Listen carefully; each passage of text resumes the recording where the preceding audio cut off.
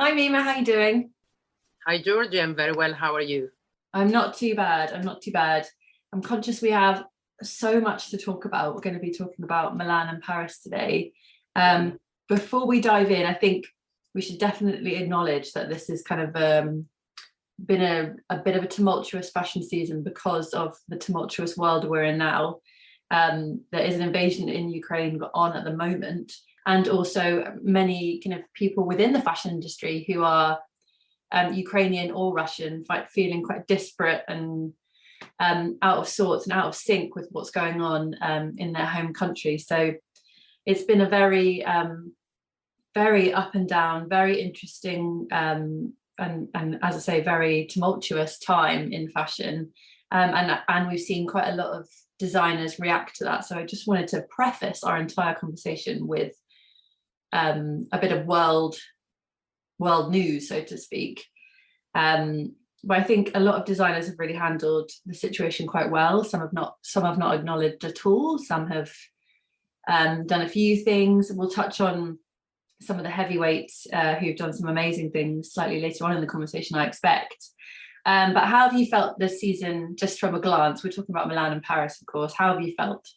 Well, I want to acknowledge that first of all, too, because I'm very, I just can't think about anything else. And I was thinking that it's not the first time the fashion season goes on during a war, because Syria has been in war for years, and Afghanistan. I mean, I don't need to go into politics, but I'm saying this because it's probably the first time that the industry is touched from something so close, and not only geographically, but also, business-wise. I mean, brands are produced in Ukraine. We have colleagues and friends who are Ukrainian, and of course Russians, but, our hearts goes out especially to the Ukrainian. And so it was like, and, you and I were following it from Milan to Paris, and you've seen this change that happened 23rd of February, like boom, and people started talking about different things, and clothes started becoming blue and yellow and flags and stuff. So it has been hard to be doing this, but as many have said, we need to do our jobs, and there are people that depend on this, and we just need to do it in a correct and fair ways. And as you said, and we will go into that, many designers stood up, and many groups and brands did the right thing. So now we can talk about fashion. So your other question was, what did I think? I think we've just been through a very good month for creativity, and apart from what I've just said, and for fashion. And there's so many things that I really loved, and I don't know if it's because something was in the air before and then something was happening after, but I've seen some amazing fashion, I must say. Yeah, I definitely felt that. I felt really much more expressive, much more. I felt like there was a lot of me going, yes, okay, great, yes, woo, kind of just cheering on the screen. I think it was a feeling of being finally free from 2 years of pandemic. And then, of course, when you think nothing worse can happen, things happen. But I think there is, and collections were made before. And so there was definitely this sense of let's let loose, let's go back to life, let's have fun. We've got nothing to lose. And so we will put whatever we want on people's back. And there's a lot of luxury in fashion coming back. Yeah, I agree. I want to talk a bit about this kind of idea of expression, because for me, there's kind of a few big brands that really just kind of Loewe, for example, super surreal, super fantastical, just kind of throwing caution to the wind with this kind of art meets fashion meets performative.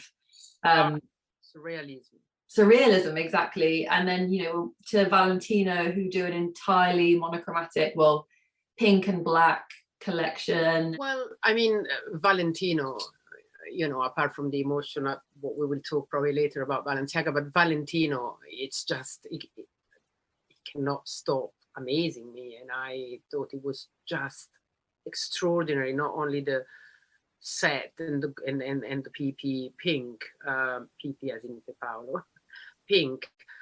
But also, if you look in details at the materials that he was, throwing out all in pink, but all so different. So Valentino was just, for me, the triumph of the best of fashion.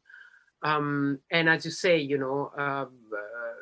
Loewe was certainly outstanding and remarkable for different reasons. I'm like, in the business of things, I wonder if Loewe has the clients for that, but those dresses with the mouths and the teeth in the front on the chest are just memorable. But I wanted to say a word about Prada today, and I've been not a critic but not that convinced about this marriage of talent, and it's because it was very much greatest hits of Miuccia, of rough fantasy on it, rough relevant modernity, and Miuccia is the most modern of them all. But there's this, I think she knows, or she wishes she has this, stimulation of her creativity in a different direction. And I think this time, for the first time, I saw it, understood it, and absolutely loved it, which I think you're going to be happy to hear. I agreed. As I was watching it, I was like, I think Mimma's gonna really like this. But yeah, I completely agree. It was such a beautiful homogenization of Raf's kind of pop culture, like realism almost, but Prada's like future thinking plus archive. Agree. And then same kind of feeling, I think, with Miu Miu, which was this amazing back to school menswear's back. I mean, I'm already a little bit sick of seeing that belt skirt because it's been on so many. More than back to school, it's just working on what worked. Yeah. It was a viral thing that happened, and of course she made it more wearable to normal human being. I think bringing back menswear, particularly with is just such a strong idea. That whole idea of nostalgia and Y2K is so prevalent at the moment. To bring back Miu Miu menswear at this time, very, very clever. I thought very clever. What did you think about the Diesel show in Milan? I really liked that. Different. Speaking of Y2K, yeah, I really liked that. But that feels really smart in a slightly different way, in that it's trying to bring Diesel back into an instigator of pop culture, where I guess it's in a similar vein to Miu Miu, but it feels much more kind of in the era of Britney and wearing full kind of denim looks to the VMAs. I think it was such a fun play with like feather denims and this huge kind of body as the set, and Glenn Martins is just such a genius at doing that. Would I wear it? Not necessarily, but I think for Diesel, it was such a smart move, leaning into this Y2K trend and trying to, I think the next step for them essentially is to be dressed at the awards on kind of the youth of today. And then they kind of become that kind of intrinsic link with pop culture again. But I don't know how Glenn Martins is doing it, because he did the Jean-Paul Gaultier collaboration, he did his own collection, and then he did the Diesel collection, all of which I thought were incredibly strong. He was also his way to elevate street, which is a little bit something happening now, if we can still talk about street, but it's this elevation, is telling young people, you want to be wearing whatever you want, individualism and trends are no trends, whatever, but actually we're giving you something that it's more fashion than just a hoodie or a pair of these, distressed jeans. Exactly. And I think that's something that Matt Williams at Givenchy is trying to do, but not necessarily succeeding in the same way. If I watched it and I was like, I'm really torn, because there's some pieces in this collection, like the drop kind of waist hemmed dresses and the thigh-high boots, that in theory are really great for this kind of, as you say, dressing the street and appealing to this market, but it still feels like it's trying too hard. Well, you said it. I was going to say, what's his real only problem? He tries too hard. It puts in too much. It's like, oh, this is my idea, which there were some very good ones in this collection for the first time. But then, I need to do this as well. And then he's trying too hard. And and someone should edit him. I wrote it down for someone else, and I don't know if we will get there. But some designer, I think Balmain also, he did a good collection. But someone should teach these guys how to edit themselves, self-edit themselves. I think someone who it comes so organically and naturally to, and we saw that for the first time this season, was Bottega, and Mathieu Blasi was just so organic. Just the inherent codes of Bottega, a little bit of Daniel in there, a little bit of forward thinking. It just eked.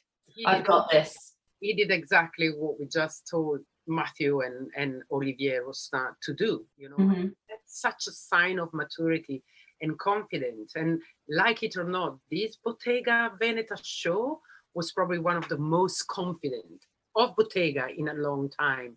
And kudos for that. It was perfection. Perfection. He did such a good job, and he was humble yet self-assured. Another one who I think is now very confident and delivered a very good show was Kim Jones for Fendi. Very good show and very confident. I mean, not that Kim needs confidence, but you know, the new brand, you know, for men to women to this to that. And now, finally, I mean, I remember the first show he did, it was couture, and I really didn't like it. Yeah, same. Finally, I think he's there and he's going to go far. Very much in the rhythm. Very much in the rhythm. That felt like quite a running theme, actually. Like quite a few designers were just like, all right, we're in the swing of it now. We've really got kind of the house codes. Certainly a lot of kind of tomorrow brands, even like Coperni, Ottolinger, I know Marine says, not tomorrow, but in that same kind of vein, just have this fantastic kind of rhythm and pace, being like, yeah, we know what we're doing. We know our house codes. We're kind of in the swing of things now. Coperni was probably the best example of this season, and Ester Manas as well. I mean, they both stand for something that is very precise, and both brands, because now they're both couples actually,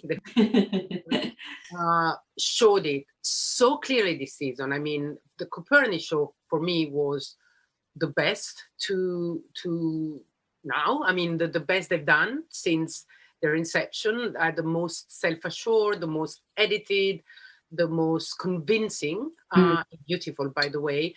And Ester Manas, and we both know them, the persons very well, and we see where they come from and how they struggle or whatever. And Ester Manas, they just put it out there, say, this is who we are. There are people that copy us. We stand for this, and we have no problem in doing it 100%. And it was a fantastic show. Fantastic show. I think that's it, is the self-assuredness when you know that your kind of identity is rippling throughout the industry. So like Ottolinger, Coperni, Ester Manas, they all have signatures. Like Ottolinger's got the straps and the kind of globularness. Ester Manas has the ruching and the kind of cutouts. And Coperni, even Coperni's bags have been so copied. And each of them kind of were like, hey, we know what we do. We, as you say, self-assured. Coperni has these fantastic sculptural versions of their bags just to kind of go one step up, and Ottolinger's just amping themselves up on another level. And Ester Manas, this is so crazy to believe this is only their second runway show, because it just is so strong. And the good thing is also to say that the three of them, they are applying a little bit the trends, you know, to mention one, the cutout, in their own signature style. And that's, you know, I always say that it's very important, you know, keep your signature, keep who you are. And I'm very proud of them all, you know, Ottolinger as well. They did it very well. And to mention another young brand who I think is going from strength to strength is Sune in Milan. And I love how they, you know, they have this way of being ironical and making fun of the industry without ever being insulting. And so they're very modern, they're very relevant, they're very young, and their collections are better and better. Absolutely. I'm such a huge fan of Sune, and the running out of the car for their presentation was just so fantastic. And I think that Kiko Kostadinov also has that slight, I mean, they're a duo of sisters, but one of them is dating Kiko. That's one of them is dating Kiko, but I think they have that slight quirkiness and just slightly against the grain, almost like a little bit too forward thinking, in that a lot of people watching might be like, oh, I'm not sure how I feel about that, but then down the line they're like, oh, okay, I get it, it clicks. That Sine sometimes have. Sine's slightly more commercial, I think, but I thought the Kiko women's wear this season was so brilliantly done. They have such a way with kind of shapes and silhouettes where it shouldn't work, but it does. And the way they kind of play with color, they have these amazing shoes that were part trainer, part boot. And again, Sine did the same thing with some fantastic kind of alien-like shoes. I just love that there are these kind of brands on the schedule that still have this push the boat, push the envelope way of thinking. Because you use the word when you say this shape that shouldn't work but do. For me, that's what Miuccia brought to fashion 20 years ago, you know, and we see where she still is now. And so it's a very good omen to think that about these brands, because you know, this is what we need. We need now the future of it. And these young people, and don't forget to mention Marine Serre, who did it again, you know, I think more spectacular than ever. We mentioned Nancy before when we did the London and New York roundup. They all are, for me, convincing, because they're going to be here, not only be here business-wise, I hope and I think, but also they will have brought something important to the going forward of the industry, you know, material-wise, shape-wise, ideas-wise, everything. So, yeah. Truly. Okay, I think we need to tap into some of the ones we weren't so keen on. And for me, as is becoming a bit of a recurring theme, it was Dior and Chanel, not my favorites this season. Dior, I don't even know where to start talking about, because it does.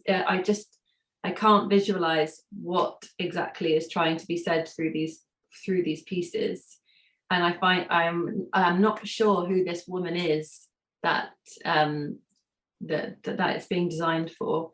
And Chanel, in theory, I love the idea of kind of doing a riot of tweed, but have we seen it before? Is it just a bit tried, you know? And actually, if we took away that whole tweed as a theme, some of the pieces were actually really lovely, but I mean, it just feels a bit trite, dare I say, to be like, Chanel, we're doing a huge tweed celebration. Okay, great. You are giving me food.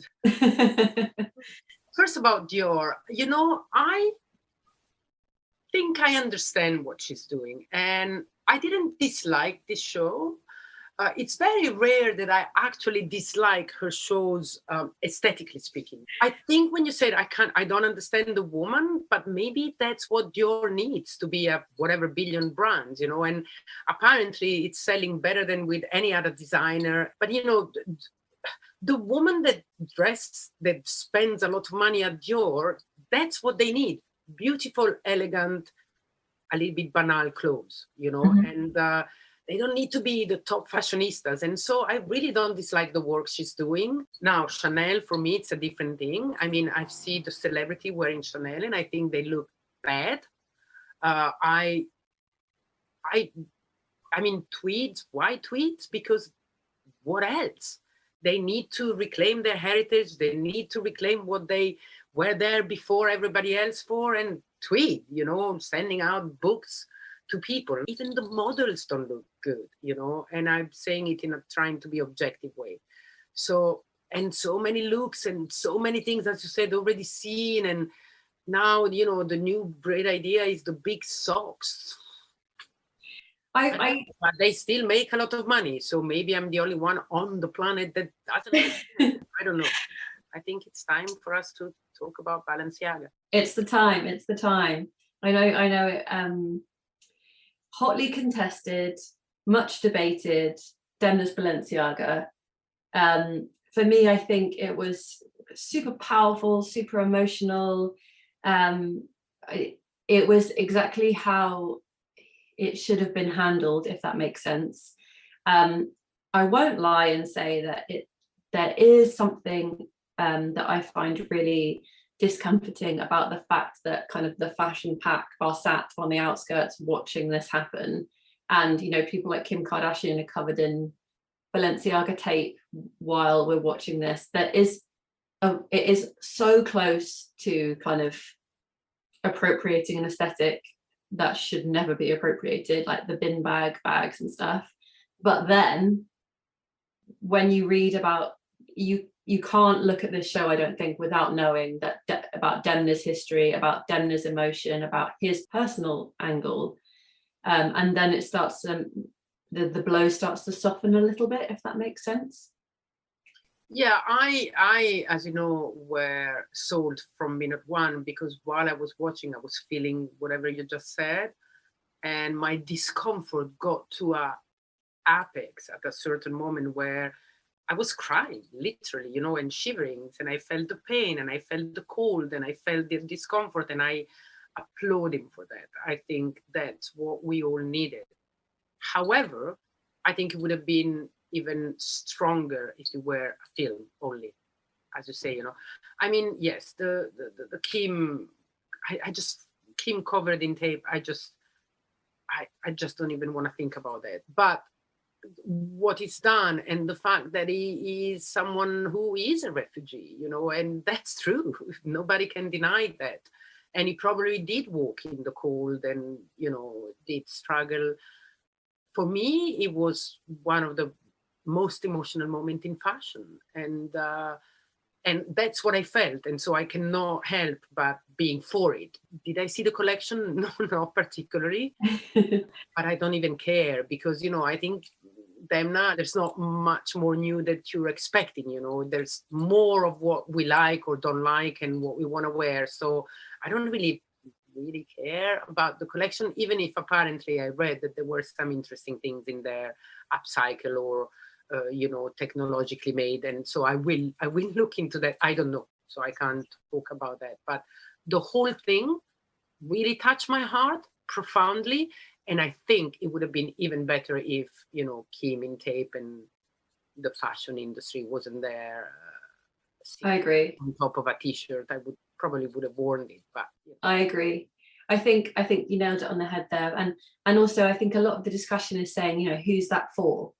Who is that for? Because ultimately the fashion show is a if we're whittling it down and being really cynical, you know, who is that for? But actually I think it was for Demna. It was exactly for him. It was for Demna, and the fact that we might not necessarily recognize some of the clothes, although from silhouette I thought quite a lot of it was really beautiful.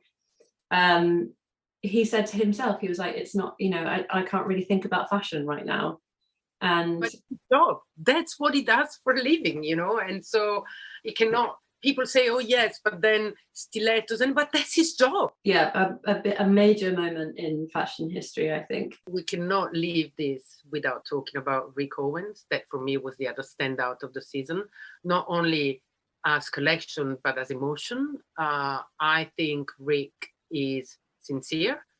And I can feel it, and I can see it in his clothes. Do I wear Rick Owens from morning to evening? No. I wish I had a little bit more though, but this collection was coming from a place of love.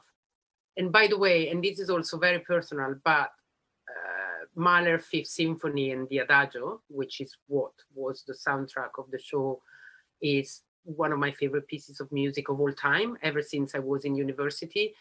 And Death in Venice by Thomas Mann, and then the film by Visconti are, you know, the thing that I would bring to a desert island. So it was calling very close. It was tugging at the heartstrings. Plus the beauty of the club, the beauty of what he put on that catwalk.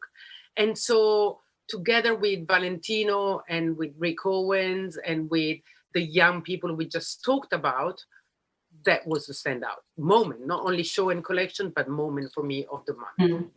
I can imagine actually being at the Rick Owens show, how powerful that must have felt, because I think the models were walking with smoke things, and the smoke was scented with Rick's new scent with Aesop, and you have that fantastic music playing, and then this amazing kind of silver pagoda shoulder glides past you.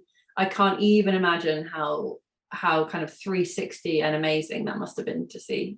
You know, it's funny because usually when we talk, I have images of clothes coming up. You know, I said, oh, remember this and that.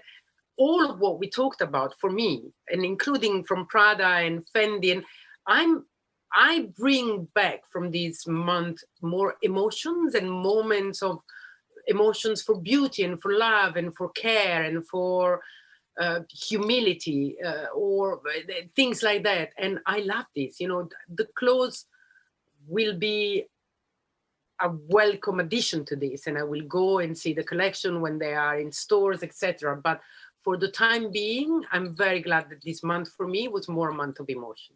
Mm-hmm. Absolutely, absolutely. I couldn't have said it better myself. I think that is the absolute cherry on the cake to end on. Thank you, Mimma. Thank you so much. Georgie. I can't wait to do this again with you next season. See you next season, Mimma. This is so fun. Next time. Thank you. Bye-bye. Bye.